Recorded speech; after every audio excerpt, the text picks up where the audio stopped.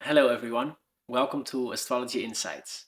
My name is Ricardo, and I'm sitting here today with Vincent. In today's episode, we're going to talk about the signs, the zodiac signs specifically. I guess everybody knows what their sun sign is. I'm a Sagittarius, Vincent is a Capricorn. Great combination, by the way. um, but what are they?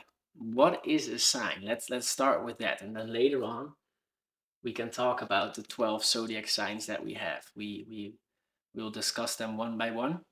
But let's start with the question: what is a sign exactly?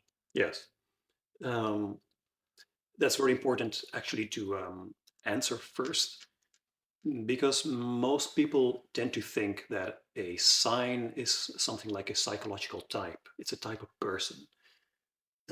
It's actually not the case, and it can be quite confusing when you identify the signs, sign energy, with a specific psychological type, um, especially the sun sign.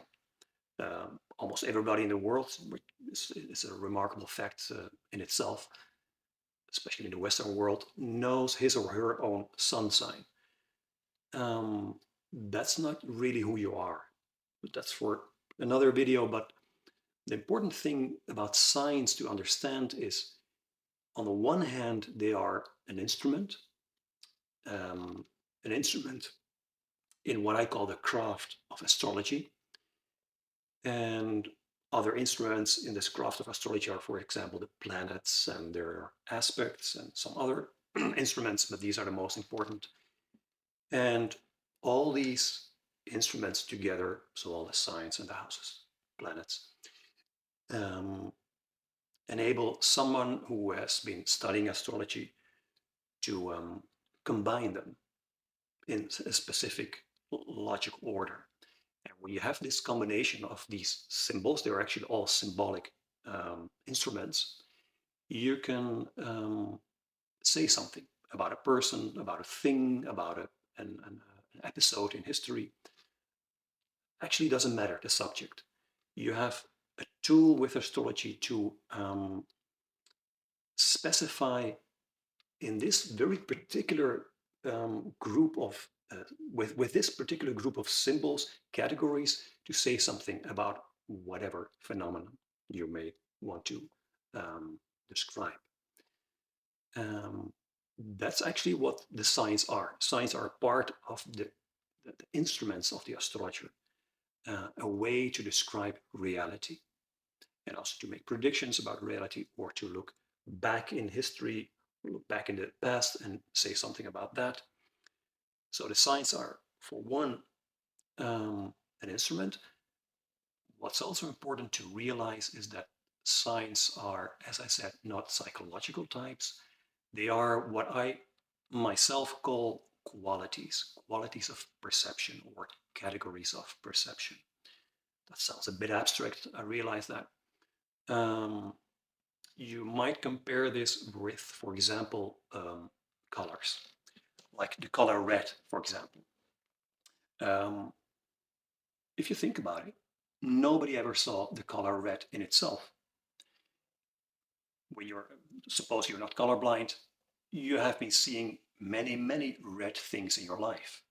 Many things, also red light, um, whatever, but never the color in itself.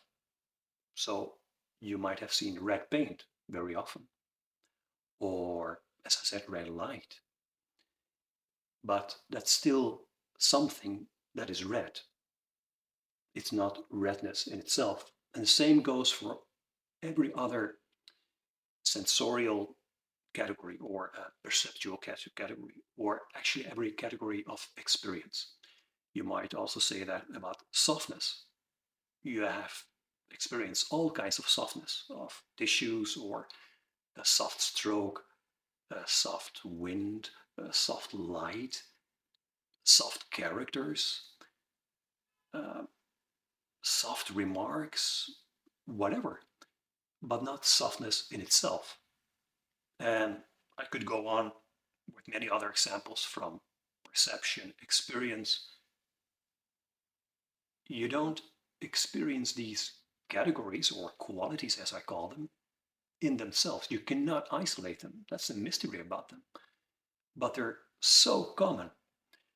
So I call them the building blocks or the building stones of our consciousness. It is our consciousness that divides or organizes the world in terms of these qualities. Things have colors, and these are the colors. Things have sensorial qualities, even things that you cannot touch. Like a remark can be sharp or soft or whatever. Um, Consciousness, in my perception, uses these qualities to organize experience. And the astrological instruments, I consider astrology a craft, not so much a science or whatever, but really a craft, uses a few basic categories, and the 12 signs are the most fundamental categorization within astrology. And they also describe 12, you might say, complex qualities or compound mixed qualities. Not as simple as just red or just yellow or just smooth, a little bit more complex, but they're pretty basic, pretty fundamental when you think about them. So that's how I myself like to look at, for example, the signs, um, 12 basic categories of consciousness or experience. Yes. So I should have started the episode in a different way. I said I'm a Sagittarius, you're a Capricorn. If I understand correctly, we have Sagittarius or Capricorn qualities, Yes. and we have a Capricorn energy, for example, what is not. Yeah. So that's the difference, it's not a thing. No, actually, the basic premise in astrology is that everybody has all the signs and all the planets.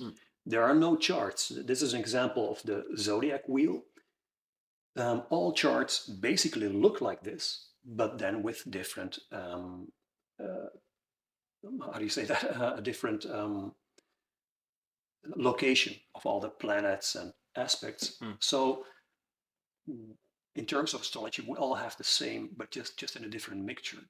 Yeah. The reason we say in popular astrological talk that you are Sagittarius is because your sun is in Sagittarius. And in the course of the 20th century, not before that, but the 20th century, especially the second half, this became a popular way of thinking about astrology, that where your sun is defines you. It's actually not true in astrological terms, but it just became popular.